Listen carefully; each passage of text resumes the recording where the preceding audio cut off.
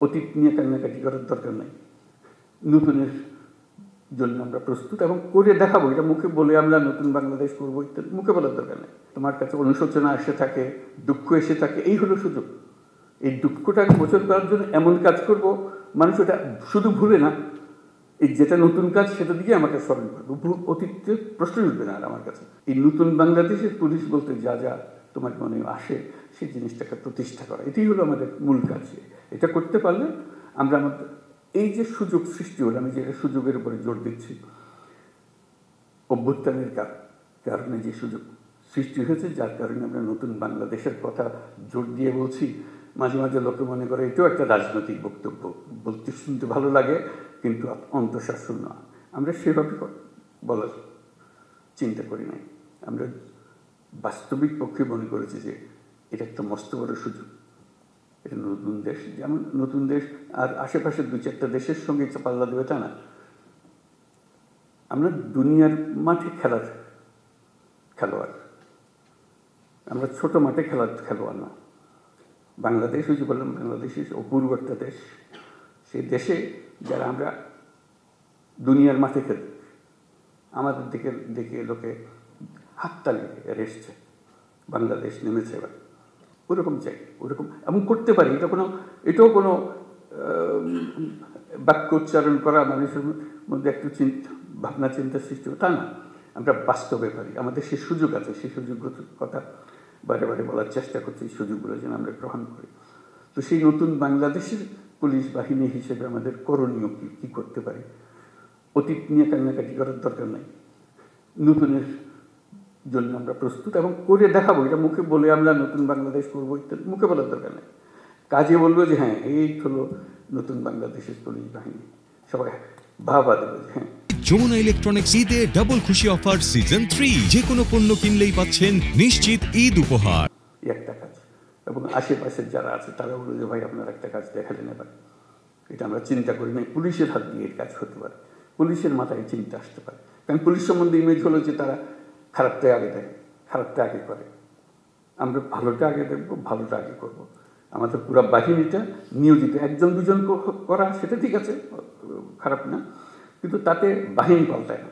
বাহিনী সামগ্রিকভাবে একটা কাঠামো, এই কাঠামোর কাছে অনেক শক্তি।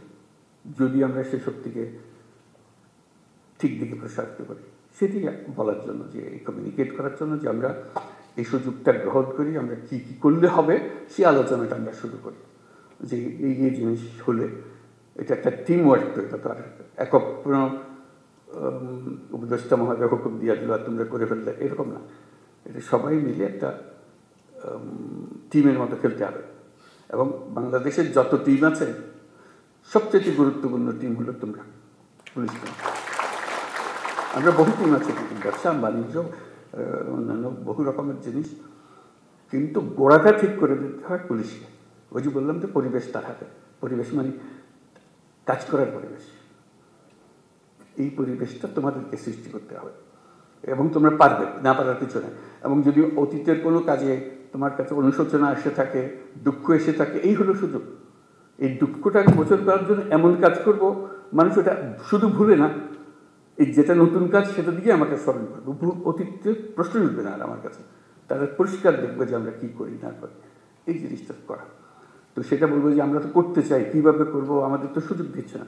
এই সুযোগটা কীভাবে আমরা করতে পারি? আমরা সবাই মিলে একটা টিম, তোমরা একটা টিম আলাদা এরকম না, আমরা সবাই মিলে একটা টিম। তোমাদেরটাও সেই সুযোগ করে দিতে হবে, যাতে করে আমরা যতটুকু আমাদের সাথে আছে সেগুলো, সেই আয়োজনগুলো করে দেওয়া যাতে আমরা করতে পারি। বাংলাদেশের সুযোগের মধ্যে একটা যেটা যে বললাম যে মস্ত বড় সৌভাগ্যবান জাতি, তার মানুষ। মানে আমরা সবসময় চিন্তা করে এসেছি যে বাংলাদেশে এত মানুষ, এর কপালে দুঃখ ছাড়া আর কিছু নেই, খালি বাড়ছে তো বাড়ছেই, এতগুলো মানুষ। বাস্তব পরিস্থিতি তো উল্টা। আমরা এত সৌভাগ্যবান জাতি যে আমাদের শক্তির অন্ত নাই, মানুষের শক্তি। মানুষের শক্তির সঙ্গে কেউ পাল্লা দিতে পারে। মানুষের ভিতরে ভীষণ রকম একটা সৃজনশীলতা আছে, যে সমস্যা দিকে সেই সমস্যাকে উল্টে ফেলে। এটা সমাধান এমন জিনিস হয় যে মানুষ চিন্তাও করে না, এটা সমস্যা ছিল, এটা এসে অদ্ভুত রকম করে পাল্টে ফেলছে। আমাদের সেই সামর্থ্য আছে, কারণ আমাদের যে জনসংখ্যা তার বেশিরভাগ হলো একেবারে কাঁচা তরুণ। এরকম দেশ দুনিয়াতে নাই, এত মানুষ, এত তরুণ মানুষের দেশ। এবং সে তরুণ অসহায় তরুণ না, তারা নানা বুদ্ধি সল্লা করে, এটা করে ওটা করে, কোনো জিনিস বাদ থাকে না। আমরা অতীতে যা যা করে এসেছি একটু ফিরে দেখলে, তার ব্যাখ্যা করলে দেখা যাবে কী রকম সমস্যাটাকে তারা সমাধান করে দিয়ে নিজে নিজে শুট করে ফেলেছে। আমরা সবাই মিলে তাদেরকে বাধা দিয়েছি, সরকার বাধা দিয়েছে, পুলিশ বাধা দিয়েছে, ব্যবসা বাধা দিয়েছে, কিন্তু তারা এর মধ্য থেকে কাজটা করে ফেলেছে। আমরা পথে পথে তাদের বাধা সৃষ্টি করেছি। সরকারের একটা ভূমিকা হলো বাধা সৃষ্টি করা, আমরা সে বাধাকে তাকে দিয়েছি, সে বাধাকে অতিক্রম করে তাকে করতে হয়েছে।